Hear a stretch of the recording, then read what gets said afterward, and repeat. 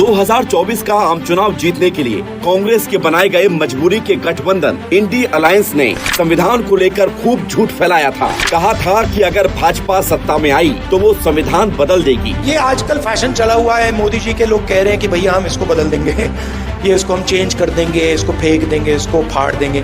चुनाव हुए, इंडी गठबंधन की हार हुई और देश ने तीसरी बार फिर मोदी जी के नेतृत्व वाली एनडीए को सेवा का मौका दिया। चुनाव के बाद इंडी गठबंधन में दरार आई। कई राज्यों में कांग्रेस की एक के बाद एक हार हुई। एक अदद जीत के लिए तरस रही कांग्रेस ने बौखलाहट में तुष्टीकरण को बढ़ावा देना शुरू किया, लेकिन इस बार संविधान को ताक पर रखने की बात तक कर डाली। धर्म आधारित आरक्षण के लिए संविधान को बदलने तक की बात कह डाली। Even the constitution doesn't allow for reservations based on religion. Yes, I agree. Let us see, let us watch, let what court comes out. We have started something. I know that everyone will go to the court. Let us wait for some good day. Good day will come. Lot of changes are there. Constitutions will be changing. There are judgments which alters the constitution also.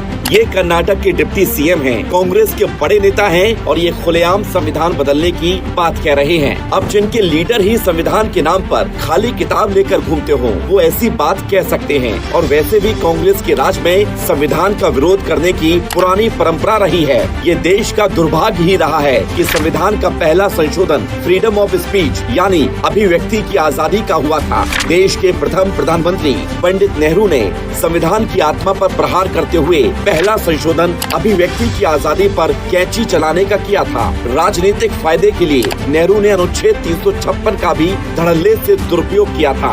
Nehru ने अपने शासनकाल के दौरान चुनी गई सरकारों को बर्खास्त करने के लिए 6 बार अनुच्छेद 356 का इस्तेमाल किया। उनकी बेटी इंदिरा गांधी ने तो अनुच्छेद 356 का इस्तेमाल करने का एक रिकॉर्ड ही बना डाला था। आपातकाल के उस अमानवीय दर्द को कोई नहीं भुला सकता है, जब तत्कालीन प्रधानमंत्री इंदिरा गांधी ने अपनी तानाशाही मानसिकता को दर्शाते हुए संविधान की हत्या ही कर डाली थी। आपातकाल के दौरान संविधान में इस हद तक बदलाव किए गए कि इसे अंग्रेजी में कॉन्स्टिट्यूशन ऑफ इंडिया की जगह कॉन्स्टिट्यूशन ऑफ इंदिरा कहा जाने लगा था। जिस कांग्रेस पार्टी का इतिहास ही संविधान के साथ खिलवाड़ करने का रहा हो, जो कांग्रेस पार्टी संविधान विरुद्ध धर्म आधारित आरक्षण की वकालत करती हो, वो भला कैसे संविधान की रक्षा कर सकती है। कांग्रेस और राहुल गांधी को अब तो अपना ढोंग बंद करना होगा। आखिर ये पब्लिक है, ये सब जानती है।